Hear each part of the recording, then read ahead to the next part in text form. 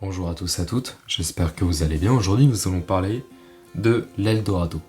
Mais pas n'importe quel Eldorado. Nous allons parler de l'Eldorado, l'histoire d'origine. L'Eldorado Muiscas. Avant toute chose, je vais parler de l'Eldorado dans le jeu Uncharted Drake's Fortune. Dans le jeu Uncharted Drake's Fortune, l'Eldorado est considéré comme une statue maudite en or. Et il faut savoir que l'Eldorado est, pour signification, le doré, ou sinon l'homme doré. L'homme doré, sur le coup, ce sera plus pour la légende Muiscas. Et il faut savoir que du coup, cette statue maudite est... vous allez voir, honnêtement, elle est ni belle ni moche. Ouais. Elle ressemble un petit peu aux vieilles statues de l'époque. Mais sur le coup, il faut savoir que l'Eldorado Muiscas et l'Eldorado dans Uncharted est très différent. L'Eldorado est une histoire légendaire, même voire mythique, d'Amérique du Sud. Le mythe est apparu dans la région de Bogota en 1536. Enfin, il a surtout été entendu, perçu par les conquistadors à cette époque. Ils ont découvert ce mythe déjà grâce au récit du voyage de Francisco Orellana. Francisco Orellana était un ancien navigateur et explorateur espagnol du XVIe siècle, né entre 1490 et 1511 et est décédé en 1540. Ce récit a été écrit par Gaspar Cabral, mais les conquistadors ont aussi découvert ce mythe grâce à des histoires plus anciennes. Cette histoire plus ancienne, déjà on en a une qui touche indirectement, on va dire. Il faut savoir que Marco Polo, bien qu'en n'ayant pas parlé directement de l'Eldorado, fit un court extrait dans son livre, une définition d'une ville au toit d'or. Bon, plus tard on découvrit que il s'agissait juste des pagodes au toit d'or situées en Birmanie. Et il faut savoir que du coup le livre c'était le livre des merveilles. Et Christophe Colomb, bien plus tard, Christophe Colomb avait entendu cette histoire, avait vu cette histoire. Et il s'est dit je vais aller en Inde voir cette cité d'or. Là c'est cette vraie cité d'or, cette ville avec des toits d'or. Moi je veux voir ça. Au final vous connaissez la suite, il s'est foiré et puis il est arrivé en Amérique. Et en Amérique, au fur et à mesure du temps, lui il n'a pas trouvé cette ville d'or. Et sur le coup, les conquistadors ils sont restés là. Et voilà, en 1536, ils ont commencé à s'intéresser à cette légende. Mais que dit cette légende ? Cette légende, du coup, raconte l'histoire d'une tribu, la tribu Muiscas. Cette tribu, du coup, qui, en Colombie, était tout simplement en train de faire des offrandes à un lac, à une déesse qui était en dessous d'un lac, qui sommeillait dans un lac. Et le lac, du coup, c'est le lac Guatavita, nom d'origine Laguna de Guatavita, mais aussi Lac de Guatavita. Et il faisait des offrandes pour la remercier de la protection, de la bénédiction, mais aussi pour éviter qu'elle l'attaque, et que du coup continue à protéger les Muiscas. Et pour la remercier, il faisait des offrandes en donnant du coup de l'or, des bijoux, des pierres précieuses, bref, des objets de valeur. Et il faut savoir que l'Eldorado vient du chef de la tribu, des chefs, du coup, car il y a eu plusieurs chefs et ça a duré longtemps, cette tradition.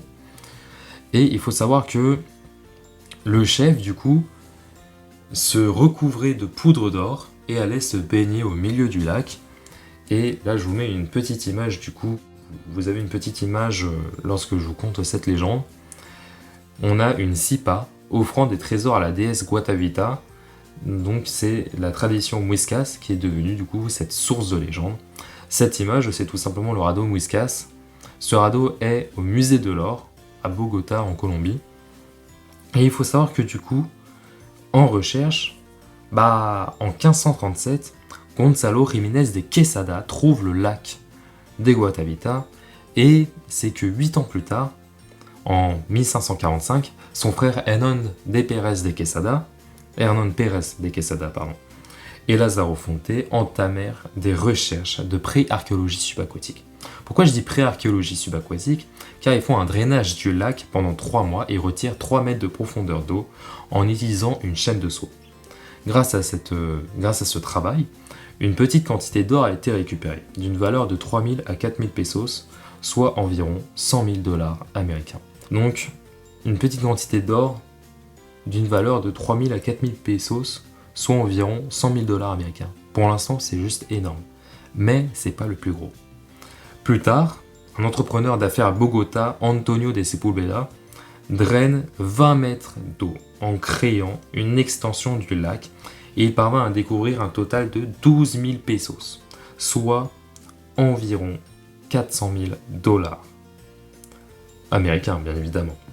Et juste, c'est énorme. Donc 400 000 dollars d'ornements en or, de bijoux, d'armures qu'il donna au roi d'Espagne. Au roi espagnol. Sur le coup, lui, il n'a pas eu d'argent, il n'a rien eu en contrepartie. Il mourut pauvre, malheureusement, il mourra pauvre plus tard. Et il faut savoir que très récemment, 19e siècle, tout début 19e siècle, donc en 1801, Alexander von Humboldt fit une visite à Guatavita et à son retour à Paris, il calcula à partir des précédentes recherches et estima selon les efforts de Sepúlveda que Guatavita pourrait garder dans ses profondeurs près de 300 millions de dollars d'or. Encore, du coup, sans compter les 500 000 déjà trouvés, mais pourrait environ encore garder 300 millions de dollars d'or. Juste, c'est énorme. 300 millions, c'est juste énorme.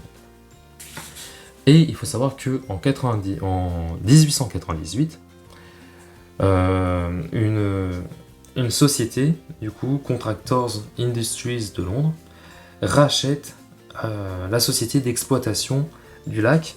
Et sur le coup, c'est à peu près les dernières infos qu'on a eues.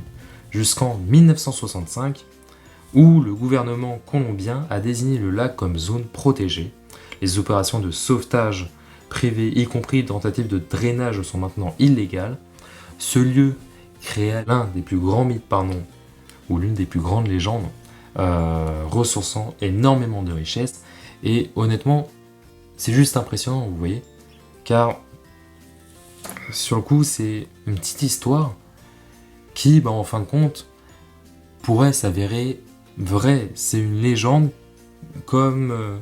en fait, comment vous dire? C'est un petit peu comme ce que j'éprouve par rapport à l'histoire religieuse de l'Atlantide des Sables, de la cité perdue d'Ubar. C'est une histoire, honnêtement, que j'adore. Et c'est pareil pour le Laguna de Guatavita, pour l'Eldorado des Muiscas. C'est quelque chose c'est une histoire qui me fascine. Et d'un côté, on peut se dire, c'est vrai ce qui s'est passé. Moi, en tout cas, je me dis, c'est pas une légende, c'est une vraie histoire, c'était une vraie tradition, etc. Et les 300 millions, alors peut-être pas qu'il y a autant, mais c'est fort probable qu'il y ait encore d'énormes sommes d'or à l'intérieur de ce lac. Et sur le coup, moi je me dis, est-ce que Marco Polo est à l'origine de cette histoire? Alors, oui et non. Après, c'est juste mon avis personnel, c'est juste mes analyses personnelles. Marco Polo, d'un côté, il est un petit peu à la source de cette histoire, car sans son livre des merveilles, peut-être que Christophe Colomb ne serait jamais arrivé en Amérique. Peut-être. Moi, c'est un truc que je me dis. Et peut-être que malheureusement, il n'y aurait pas eu ces 4 siècles de conquête alors. Mais sur le coup, voilà, moi c'est un truc que je me dis, ouais, Marco Polo est un facteur indirect de cette conquête pour l'Eldorado par les conquistadors. Et voilà, sur le coup, moi je vais m'arrêter là pour cette vidéo. J'espère qu'elle vous aura plu, j'espère que vous aurez pu apprendre quelques trucs. Si vous avez des questions, n'hésitez pas à me les poser dans l'espace commentaire, je vous mets les sources dans la description. Et aussi, si vous voulez, je vous mets aussi le lien de mon compte Insta pour la chaîne YouTube Matteo HRL dans la description, qui est en dessous. Pourquoi le dessus, j'en sais rien. Au-dessus, je crois que c'est le titre. Mais oui, je vous mets ça dans la description. Et si jamais, encore une fois, vous avez des questions, n'hésitez pas à me les poser. Je vous remercie d'avoir regardé la vidéo entièrement, ou même juste d'avoir vite fait zioter cette vidéo, si je peux dire ça comme ça. Et voilà, je vous souhaite une très bonne journée. Encore merci, à plus tard. Ciao, ciao.